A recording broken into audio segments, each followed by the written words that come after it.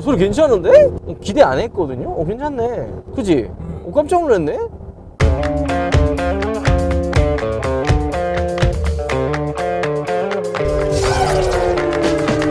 우와, 여러분 안녕하세요, 한성훈입니다. 자, 오늘 여러분들과 함께 벤츠에 새롭게 출시가 된 EQE를 한번 같이 시승해 볼까 합니다. 제가 지금 나와 있는 곳은 한성자동차 청담전시장에 나와 있는데요, 바로 이곳에 EQE 시승차가 있다 그래서 제가 미리 협조를 구해가지고 시승을 한번 해볼까 합니다. EQE 같은 경우에는 벤츠를 좋아하시는 분들이 가장 이제 기대를 하는 E클래스의 전기차라고 생각을 하셔서, 혹은 이제 가격대가 그래도 좀 괜찮게 나오지 않을까 해서 많은 기대를 하고 있었던 모델이 EQE입니다. 과연 어떤 상품성을 가지고 있는지, 주행감은 어떤지 저랑 함께 둘러보도록 하시죠. 전시장 분위기 자체도 고급스럽고, 이곳이 위치가 굉장히 좋잖아요. 위치가 너무 좋기 때문에 좀 더 편안한 분위기에서 둘러볼 수 있다는 장점이 있습니다. 그리고 여기 지금 보면은 EQS가 전시가 되어 있는데요, 저 뒤쪽에 이제 디지털 쇼룸이라 해서 2017년도에 세계 최초로 디지털 쇼룸이 생겼다고 합니다. 그러니까 벤츠 본사에서도 이런 디지털 쇼룸이 한국에 있다 라고 해서 레퍼런스로 활용하기 위해 방문했었던 기억도 있죠. 그리고 이쪽에는 이제 카페테리아가 있는데, 여기서 뭐 간단한 음료라든지 차 마시러 이곳을 방문하시는 분들도 꽤 있다고 합니다. 자리가 워낙 좋아가지고 그냥 만남의 장소로도 이용된다고 하네요.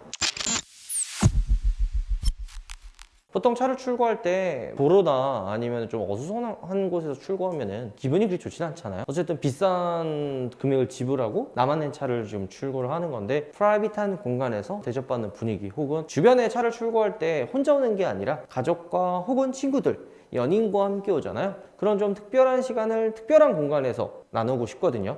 출고장도 굉장히 중요합니다. 한성자동차 청담전시장 같은 경우에는 프라이빗한 이런 출고장이 총 3개가 있고요. 총 한 번에 7대가 출고가 된다고 하는데요. 오늘은 이제 저쪽에 저는 이제 EQE를 이제 시승을 할 건데, 출고는 아니죠. 출고는 아니지만 좀 프라이빗한 공간에서 내 차를 출고할 수 있는 프리미엄한 분위기를 느낄 수가 있습니다. 이곳에서 설명도 받고 손님들과 겹치지 않기 때문에 편하게 사용할 수가 있는 거예요. 쉴 수 있는 공간도 있고 뭐 음료도 있고, 차를 조금 더 여유롭게 설명을 들을 수도 있는 거죠. 그리고 차를 설명을 들어야 되잖아요. 저희처럼 뭔가 리뷰하기 위해서 차를 이렇게 좀 알아보면은 그나마 조금 이렇게 수월하게 차를 알 수 있지만, 대부분의 소비자들이 딱 처음 접하면은 이 차의 기능이 뭐고 어떤 이제 조작법을 가지고 있고 이런 것들을 다 모르거든요. 저희도 EQE처럼 이런 신차들은 어떤 기능들이 있는지, 어떻게 작동하는지 조금 모를 때가 굉장히 많아요. 그럴 때 이 담당 영업사원분들이라든지 아니면 이렇게 차를 이렇게 전문적으로 설명하신 분들이 여유롭게 이렇게 오셔가지고 하나씩 설명해 준다면 조금 더 이해하기 쉽겠죠? 이런 장소도 프라이빗하게 준비가 되어 있다는 게 저는 청담전시장 훌륭하네요. 자, 이제 본격적으로 EQE를 한번 시승해 볼까 합니다. EQE가 처음에 이제 공개됐던 게 서울 모터쇼 때 공개가 됐었잖아요. 그때 반응이 되게 뜨거웠습니다. 디자인을 보면은 EQS랑 거의 비슷한 디자인을 가지고 있으면서도 이거 가격 괜찮게 나온다면 굳이 EQS를 살 필요가 없겠는데? 하는 반응들이 굉장히 많았죠. 실제로 서울 모터쇼에서도 EQS를 궁금해 하시는 분들보다 EQE를 궁금해 하시는 분들이 정말 많았다고 저는 생각이 듭니다. 근데 지금은 어떨까요? 물론 뭐 벤츠 매장에서 EQE 뭐 없어서 못 판다, 뭐 계약해도 출고 엄청 오래 기다린다, 맞는 말입니다. 저도 EQE를 계약을 해놨었어요. 세컨카로 이제 바꿔보려고 했었기 때문에 EQE도 계약을 넣어놨었죠. 근데 이번에 EQE SUV로 바꿨습니다. 그러니까 왜 바꿨느냐, 소비자 입장에서 EQE를 바라볼 필요가 있어요. 뭐 댓글에 보면은 우파 너는 전기차 안 좋아하잖아, 전기차 다 까는 것 같은데? 라고 생각하는데, 사실 그렇진 않아요. 제가 전기차라 그래가지고 색안경을 보고 막 이야기한다, 그렇다기보다는 사람들마다 취향 차이가 있을 수 있고 사람들마다 원하는 바가 다를 수 있잖아요. 제가 그래서 전기차를 만약에 안 좋았다 그러면 폴스타2를 사진 않았겠죠. 전기차에 관심이 없진 않습니다. 그것 때문에 EQE도 출고까지 고민을 해봤지만 출고를 안 한 이유는 되게 간단해요. 굳이 이 가격에 이 차를 주고 사야 되나? 약간 이런 이미지가 있었죠. 물론 EQE가 나쁘다라는 이야기는 아닙니다. 벤츠에 추구하는 그런 고급스러움과 EQE만의 매력도 분명히 존재하기 때문이죠. 하지만 얘 출고가가 1억 150만 원 정도 하거든요. 여기 이제 휠 옵션 집어넣으면 한 1억 400만 원 정도까지 올라가는데, 이 가격을 주고 살 바에는 경쟁차들도 많잖아요. G80 전동화라든지 이트론 GT 경쟁 상대라고 할 수 있는데 뭐 하나 더 나은 게 없기는 해요. 물론 뭐 벤츠라고 하는 이 삼각결의 마크가 큰 또 매력 포인트라고 할 수도 있긴 하죠. 차 살 때 가장 중요한 게 뭐 디자인, 브랜드, 성능 뭐 이런 것들도 있지만 가격을 빼놓을 수가 없잖아요. EQE가 많은 분들의 관심을 받았었던 가장 큰 이유가 나름 그래도 좀 괜찮은 가격에 출시하지 않을까? 딱 요런 그 포인트가 있었거든요. 그렇기 때문에 EQE를 기다렸는데 출고 가격이 1억이 넘어가면서 약간 좀 분위기가 식은 것도 사실이죠. 가격이 괜찮게 나오지 않을까? 이런 이야기가 나왔던 게 EQA 때문에 그렇습니다. EQA가 처음 출시가 되고 그 당시 보조금의 정책이 5,900만 원대였잖아요. 그래서 EQA가 보조금을 100% 받을 수가 있었습니다. 그러면은 내연기관의 모델인 GLA보다도 훨씬 더 합리적인 금액에 EQA를 구매할 수가 있었죠. 경쟁 차종이라고는 좀 그렇지만 아이오닉5랑 EV6랑 비교해도 EQA가 가격적인 면에서 훨씬 더 메리트를 가지고 있었기 때문이죠. EQE도 8천만 원대 출시를 해가지고 보조금 50%를 받아서 한 7천만 원이나 8천만 원 초반에 살 수 있지 않을까? 이런 기대를 했지만 1억이 넘어가면서 보조금을 받을 수도 없고요. 그렇다고 성능도 288마력에 57토크, 그 다음에 제로백은 6.4초라는 성능이 뭔가 지금 나오는 전기차에 비교하면 확 끌어당기는 그런 매력적인 수치도 아니기도 하죠. 자, 그리고 물론 올해는 아니고 내년에 EQE 300 모델도 출시가 돼요. 그게 아마 이제 뭐 보조금 50%를 받을 수 있지 않을까라고 기대하는 분들도 조금 있긴 합니다. 약간 근데 딱 디자인을 보면은 원보우, 뭔가 화살처럼 이렇게 되어 있는 그런 느낌이 있죠. 그게 EQE, EQS, EQ 시리즈의 디자인의 느낌이죠. 뭐 나중에 추후에 출시하는 EQC도 비슷한 느낌으로 출시하지 않을까? 그런 생각도 조금은 듭니다. 자, 그리고 앞으로 보면은 솔직히 뭐 EQ 시리즈 비슷한 패밀리 룩을 가지고 있죠. 스타 로고도 이렇게 쑥쑥 들어가 있고, 그 다음에 앞에 이 센서들이 굉장히 많아요. 여러분들 눈이나 비 많이 왔을 때 이 센서 쪽에 이렇게 눈이 많이 쌓이면은 오류들이 막 일어나요. 막 잘 작동도 안 되고 인식이 안 되고 막 이런 경우가 있거든요. EQE나 EQS나 여기에 이제 열선이 들어가 있어서 센서가 안 보인다든지 오류가 생기는 거를 방지하는 거죠. EQS랑 비슷하긴 하지만 EQE가 다른 점이 있어요. EQS는 이 데일라이트가 중앙까지 해가지고 쭉 이어져 있지만 EQE는 이어져 있지는 않고요. 전체적으로 크롬이 EQS는 좀 많이 들어가 있어요. 뭐 프론트 범퍼 이런 부분들도 다 크롬으로 들어가 있는데 EQE는 들어가 있지가 않죠. 그리고 가장 다른 점이 서스펜션이에요. EQS는 에어 서스펜션, 그 다음에 EQE 같은 경우에는 일반 그냥 코일 스프링 서스펜션이 들어가 있죠. 그리고 EQS처럼 당연히 프렁크나 이런 게 들어가 있지 않고 그냥 EQ 시리즈가 가지고 있는 매력들, 뭐 기본적인 그런 부분들은 다 가지고 있습니다. 그리고 이런 뭐 핸들, S클래스 저희도 이렇게 타고 다니긴 한데 문이 좀 이렇게 좀 잘 안 열리거나 그런 것들도 조금 좀 있습니다. 그런 것들 여러분들 좀 알아두시면 좋을 것 같고, 이게 문을 열었을 때 이중 접합 유리가 들어가 있는 걸 볼 수가 있죠. 앞에도 이제 이중 접합이랑 소음 차단 글라스가 들어가 있는데 차이점은 2열에는 이중 접합 유리가 들어가 있지는 않습니다. 뭐 이런 부분은 뭐 EQS랑 거의 측면은 거의 비슷하다고 할 수가 있는데, 자, 키 디자인은 이렇게 약간 크롬이 들어간 것처럼, 약간 로즈골드 크롬이 들어간 것처럼 포인트가 들어가 있고요. 후면부도 그냥 EQS랑 거의 비슷하죠. 디자인만 놓고 보면은 EQS나 EQE 거의 비슷하기 때문에 차이를 못 느끼는 분들이 굉장히 많습니다. 차이를 굳이 따지자면 요거예요. 트렁크를 열었을 때 세단처럼 이 부분만 열리고 EQS는 패스트백처럼 뒷유리가 다 열립니다. 그러면 이게 왜 굳이 차이를 뒀나? 이게 플랫폼도 똑같아요. 에바, EVA 플랫폼을 똑같이 사용하기 때문에 차이를 둘 필요가 없거든요. 근데 이거 좀 자세히 둘러보니까 휠 베이스가 조금 차이가 있습니다. 일단은 EQE는 3120mm 그리고 EQS가 3210mm의 휠 베이스를 가지고 있는데, 이게 어떤 차이가 있냐? 사실 이 EQS 때도 그랬지만 EQE도 이렇게 시트를 앉으면 불편합니다. 그리고 이 헤드룸 요 부분 있잖아요. 여기 머리가 조금 많이 닿아요. 전체적인 라인이 아까 원보우라고 이야기했죠. EQ 시리즈, EQS, EQE가 공기역학적 디자인을 위해서 되게 이제 좀 유선형의 라인을 많이 가지고 있어요. 이 G필러도 세단의 그런 각진 그런 느낌이 아니라 쿠페처럼 날렵한 라인을 가지고 있기 때문에 헤드룸이 좀 답답하거든요. 그래서 지금도 자세히 이렇게 보면은 제가 앉은 키가 좀 물론 좀 크기는 한데 그렇게 큰 키는 아니거든요. 근데도 이 머리 요 부분이 살짝 닿아요. 요게 그래서 제가 그 담당 영업사원분께 한번 여쭤봤어요. 같은 플랫폼에 비슷한데 굳이 이거를 차이를 둘 필요가 있나요? 했더니 급 나누기도 있고, 요게 EQS도 이 머리가 어느 정도 다는데 EQ2를 만약에 똑같이 패스트백처럼 했으면 요게 조금 더 낮아진다 그러더라고요. 그래서 이 머리 헤드룸 간섭이 더 생기기 때문에 패스트백을 선택하지 않았다라고 말씀을 주시더라고요. 그리고 요게 전기차 전용 플랫폼이잖아요. 대용량 배터리가 깔려 있어서 전체적으로 이 무릎이 많이 올라오는 시트 포지션을 가지고 있거든요. 시트 포지션이 전체적으로 좀 아래로 내려가 있고, 운전석은 그래요. 뒷좌석은 살짝 위로 올라와 있는 그런 느낌이 듭니다. 바닥도 많이 올라와 있죠. 그 이유가 밑에 배터리가 있기 때문에 전체적으로 시트가 좀 더 이렇게 좀 위로 올라오는 그런 느낌이 없지 않아 있습니다. 그러니까 이 뒷좌석이 요 평평한 곳에서 등받이가 이렇게 눕혀지는 게 아니라 약간 이런 식으로 몸이 안으로 쑥 들어가요. 그렇기 때문에 앉아 있으면 편하다라는 느낌보다는 뭔가 좀 벌을 받고 있는 듯한 그런 좀 불편한 시트 포지션을 가지고 있는 거죠. 그리고 저는 이거 보고 좀 놀랐어요.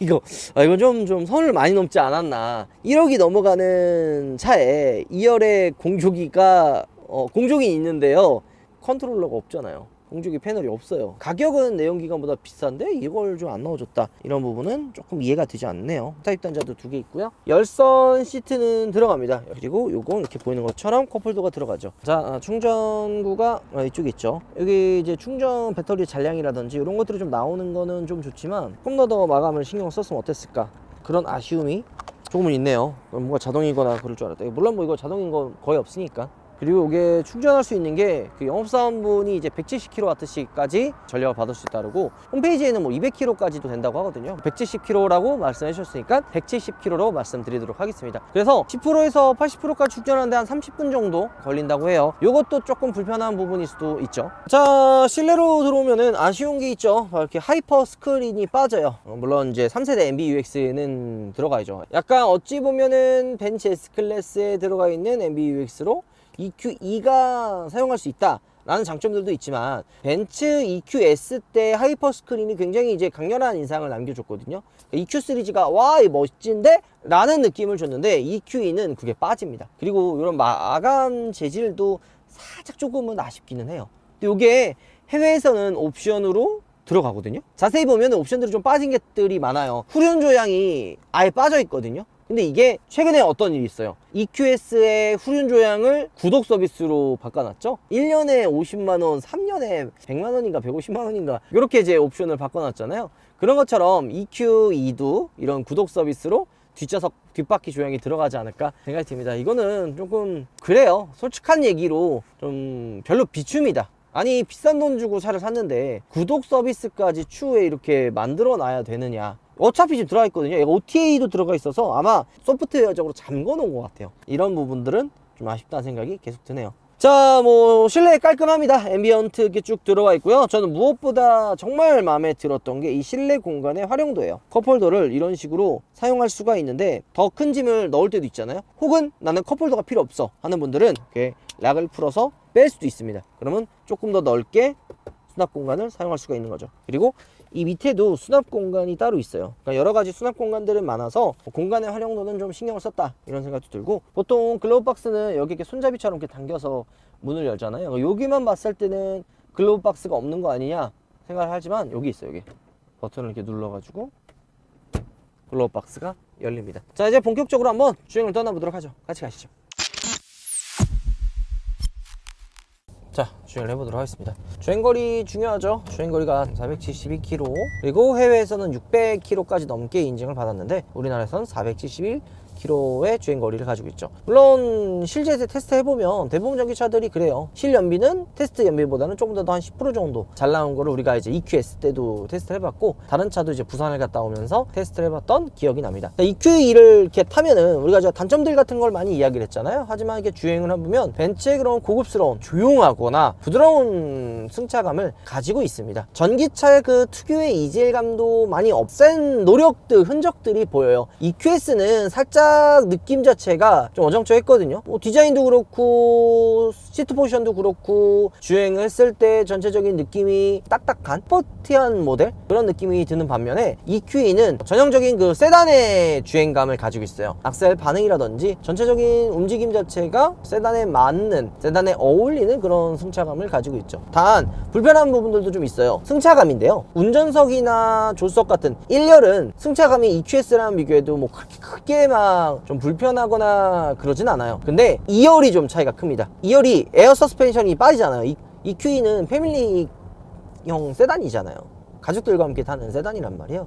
2열의 승차감도 되게 중요하거든요. 2열을 탔는데 불편하고 통통 튀고 뭐 딱딱하고 막 이러면 2열에 탑승해 있는 우리 저 가족 구성원이라든지 뭐 이런 분들이 불편할 수가 있어요. 그런 부분은 조금 EQE의 단점이라고도 할 수 있고요. 사각지대도 조금 있는 편이에요. 요 EQS도 비슷했는데 후방 시야가 그렇게 좋지는 않아요. 되게 좁게 보이기 때문에 잘 안 보이기도 하고, 요 사이드 미러도 그렇게 크지는 않아서 조금은 사각지대가 있는 편이긴 합니다. 전체적인 그냥 시야 느낌은 그렇게 나쁘진 않거든요. 이런 부분들도 좀 있고, 그에 반해 운전은 되게 편해요. 운전을 했을 때 어렵고 불편하다라고 느껴지는 차들도 분명히 있거든요. 하지만 EQE는 그런 느낌보다는 되게 그냥 벤츠스럽다, 되게 부드럽다, 이런 느낌이 좀 들기는 합니다. 그러면서도 전기차 특유의 그 튀어나가는 그런 힘들도 가지고 있고 말이죠. 전기차도 각 브랜드마다 약간 그 느낌이 좀 다르거든요. 벤츠도 벤츠만의 전기차 느낌이 있겠죠. 저는 EQS 때 생각보다 실망을 좀 많이 했었습니다. 그러니까 조금 아쉽다라는 생각이 많이 들었었는데, EQE는 달라지지 않을까 생각을 했고, 실제로 주행을 지금 해보니까 주행감에 있어서는 EQS보다는 더 많이 완성됐다. 1열에서 느끼는 EQE는 승차감이 이질감 없다, 부드럽다, 편하다, 요게 딱 듭니다. 단 2열의 이제 뒷좌석은 조금은 불편하다. 요건 여러분들이 좀 알아두셨으면 좋을 것 같기는 합니다. 물론 저도 되게 오랜 시간 타본 건 아니잖아요. 이것도 되게 제가 한 며칠 좀 타보고 싶긴 했는데, 워낙 인기가 많은 차다 보니까 시승 일정을 잡기가 조금 힘들어서 짧게 타고 있기 때문에 완벽하게 다 느낄 수는 없어요. 자, 그리고 이런 부분은 좀 칭찬해 줄만 해요. 모드 바꾸는 게 지금 이렇게 보면요, 에코, 컴포트, 스포츠, 인디비주얼 이렇게 있어요. 많은 분들이 공감을 할 거예요. 모드를 바꿀 때 내가 지금 이게 스포츠 모드인가 에코 모드인가 컴포트 모드인가 이걸 차이점을 좀 이렇게 많이 알 수는 없잖아요. 물론 스포츠 모드에서 컴포트 모드 바꾸면 배기음이 커진다든지 악셀 반응이 빨라진다든지 뭐 이런 느낌은 있지만, 이 EQE는 요 모드를 바꿀 때 엑셀 쪽에서 이 앞에서 탈칵 이런 소리가 나요. 내가 모드를 바꿨다는 거를 알려주는 거죠. 그리고 에코 모드에서의 이런 움직임, 그러니까 악셀을 밟아도 보이죠? 바로바로 안 튀어나가요. 그리고 스포츠 모드에서 느껴지지? 이게 스포츠 모드고, 조율, 세팅이 차이가 확실하게 나게끔 세팅을 해둔 겁니다. 이런 부분들은 굉장히 칭찬해 줄 만한 부분이고, 소비자들이 이제 좀 뭘 원하는지, 어떤 부분을 좋아하는지를 벤츠가 좀 이게 많이 고민을 해서 넣은 그런 느낌이 듭니다. 그리고 여기 이제 패드 시프트 있는 데 있잖아요. 요게 보면 회생제동을 끌 수도 있고, 인텔리전트 회생제동이 있어요. 이건 뭐냐면 앞차와의 거리를 인식을 해서 그냥 완전 회생제동이 들어와 가지고 너무 이렇게 팍 쓰는 게 아니라 부드럽게 쓰면서 완전 정차까지 해주는 거죠. 그리고 요거는 되게 또 좋은 건데, 크루즈 컨트롤, 어댑티브 크루즈 컨트롤 이렇게 들어가 있어요. 이런 식으로 진짜 저긴 저는 필요했던 부분이 뭐냐면, 이게 좀만 지나면 핸들 잡으라 그래요. 핸들을 잡고 있는데도 핸들을 잡으라는 얘기가 나오죠. 이게 뭐냐면 아무런 움직임 없이 그냥 이렇게 잡고만 있기 때문에 센서가 핸들을 잡으라고 이야기를 하는데, 이게 이제 터치식으로 바뀌어서 손만 올려놓고 있어도 핸들 잡으라는 이야기를 안 합니다. 쳤죠? 이때 그냥 이렇게 대기만 하면 센서가 인식을 하는 거예요. 확실히 돈 있는 분들 중에 나는 좀 뭔가 브랜드도 중요하고 부드러운 승차감이나 이런 차가 중요해 하는 분들은 EQE 선택하셔도 나쁘진 않을 것 같아요. 원래 물론 벤츠가 돈 있는 사람들이 하는 거잖아요. 돈 없는 사람들이 하면 안 돼요. 가성비라고 따지면은 조금 안 되기는 하긴 합니다. 이 차 자체가 가성비랑은 굉장히 좀 거리가 멀잖아요. 지문인식도 들어가 있고, 여기 보면 지문인식도 있고, 이건 액티브 사운드가 나올 수 있게끔 해주는 스포츠에서 여기 보면 에코 모드에서는 뭔가 이렇게 소리가 엄청 크거나 그러지는 않았는데, 스포츠 모드에서는 소리가 좀 어느 정도 크게 들려요. 근데 지금 이 소리가 들어가니까 어때요? 훨씬 낫죠? 이런 사운드들의 영향도 크다고 생각합니다. 약간 AMG의 그런 밟았을 때 나는 그런 소리도 조금은 납니다. 그리고 서스펜션도 굉장히 좀 딱딱해졌어요. 이런 좀 모드에 대한 변화도 크고 소리가 두 가지지. BBD 플러스. 요거는 확실히 뭔가 그 전기차 사운드의 느낌이 난다. 실버 웨이브는요, 저희가 이제 스포츠 모드에 이렇게 주행을 했을 땐 전기차 느낌도 나지만 내연기관의 그릉그릉 이런 소리, AMG 약간 느낌 나거든요. 이런 소리인데 BBD 플러스는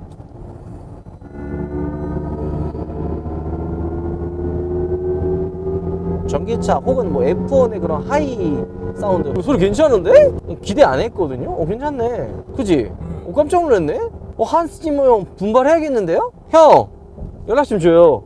그리고 고급스러운 옵션들을 많이 넣어놨어요. 아까 얘기했던 대로 그런 사운드라든지, 그 다음에 안녕 벤츠 조수석 마사지 시트 켜줘. 조수석 시트 마사지를 켜드릴게요. 마사지 시트가 어디 있는지 버튼 찾는 게 어렵다면 이렇게 이 음성 메시지로 작동을 할 수 있는 이런 부분들도 굉장히 편하죠. 약간 벤츠 마사지 시트를 켜보면은 그 고양이 그 꾹꾹이 마사지 그런 느낌들도 좀 납니다. 이런 것들도 차이점이라고 할 수가 있겠죠. 그리고 말고는 또 어떤 옵션들이 들어가 있는지, 자, 이렇게 앰비언트 멀티 컬러도 되기는 되는데 이게 아직 낮이라 그런지 이렇게 엄청나게 화려한 느낌은 없어요. 이게 그 대부분 지금 여기 보면은 터치 디스플레이 안에 모든 버튼이 다 들어가 있잖아요. 여기 지금 이렇게 바로 이렇게 빼놓은 부분은 그냥 음량 조절, 비상등, 지문 인식, 그리고 이제 설정, 그다음에 EQ 버튼, 마지막으로 서라운드 카메라 정도가 있는데 카메라 훌륭하네, 그지? 뒤에는 차가 뭐 있는지도 보여주고 잘 해놓은 이런 거 좋은 것 같아요. 근데 이게 터치가 다 좋은 게 아니에요. 대부분 운전자들이 실험을 통해서 한 2번, 3번 정도 조작으로 내가 원하는 기능을 활성화하고 싶어 해요. 지금 이것만 해도 메뉴 눌러야 되죠. 둘, 설정, 그 다음에 라이트, 셋, 앰비언트, 넷, 요렇게까지 들어와야 돼요. 이런 부분은 조금 젊은 소비자분들이나 젊은 운전자분들은 크게 상관이 없지만 저희 어머님 세대 같은, 저도 마찬가지예요. 저도 많이 만지는 거 별로 안 좋아하거든요. 잘 안 쓰게 돼요. 이런 부분은 조금 불편하다는 생각이 듭니다. 자, 오늘 여러분들과 함께 EQE 350 플러스 모델을 한번 같이 시승을 해봤습니다. 워낙 사람들마다 원하는 구매 포인트가 다르기 때문에 취향에 따라서 선택을 하시면 될 것 같습니다. EQE 충분히 매력적인 차이긴 하고요. 비싸다, 보조금을 못 받는다, 이렇게 하기보다는 그냥 이 벤츠라는 브랜드가 좋고 EQ 시리즈를 좋아하시는 분들, 그 다음에 벤츠 특유의 그런 고급스러운 느낌을 좋아하시는 분들이라면 EQE 나쁘지 않을 것 같다는 생각이 듭니다. 물론 저는 좀 이렇게 가성비를 되게 많이 좀 따지는 편이기도 하거든요. 그러니까 이 금액이면 할만한 차가 많잖아요. 만약에 저라면은 EQE보다는 이트론 GT가 조금 더 저한테는 맞지 않을까? 이런 생각도 조금은 듭니다. 물론 EQE SUV가 나온다 그러면 어떻게 나올지는 좀 기대되는 부분이기도 하죠. 근데 약간 네이밍이 너무 성의 없지 않냐? EQS SUV, EQE SUV. 아니, 내연기관은 S클래스, GLS, 그 다음에 E클래스는 E클래스, 그 다음에 GLE 이렇게 집어넣는데 전기차는 EQA SUV, EQS SUV. 귀찮았나? 아니면 좀 이렇게 좀 깔끔하게 하려고 하는 이유도 있겠죠. 자, 오늘 여러분들과 함께 EQE 350 플러스를 한번 리뷰해봤는데요. 다음번에 조금 더 길게 시승할 기회가 있다면 좀 이렇게 장거리 주행도 좀 해보고 싶고 비교 시승도 한번 해보고 싶긴 합니다. 자, 오늘 영상 이걸로 마무리하도록 할게요. 여러분들 우바 들어가겠습니다. 삐까삐까 6가지의 총 새로운 포켓몬 방향제가 출시되었습니다. 꼬부기, 잼만보, 포켓볼, 파이리, 이상해씨 이렇게 총 6가지로 출시가 되었고요. 이렇게 너무 귀여운 빅페이스로 출시가 되었습니다. 삐까뚱 이런 디테일한 부분들이 잘 살아있고요. 너무 귀엽고 동글동글하게 잘 만들어진 것 같아요. 이 방향제는 이렇게 거치해서 실내에서도 쓸 수 있고요. 통풍구에도 이렇게 꽂을 수 있게 되어 있는데요. 거실의 바닥에도 실리콘이 붙어 있어서 대시보드 위에도 이렇게 올려놓으면 10가지의 향으로 폭넓게 취향에 따라 선택해주시면 될 것 같아요. 리필kit도 상당히 간편한데요. 이렇게 백자토로 되어 있는 속고 방향제가 나오는데요. 자석으로 되어 있어서 뗀 다음 다시 자석으로 붙여주면 끝! 아, 리가 정말 취하네요, 방향제.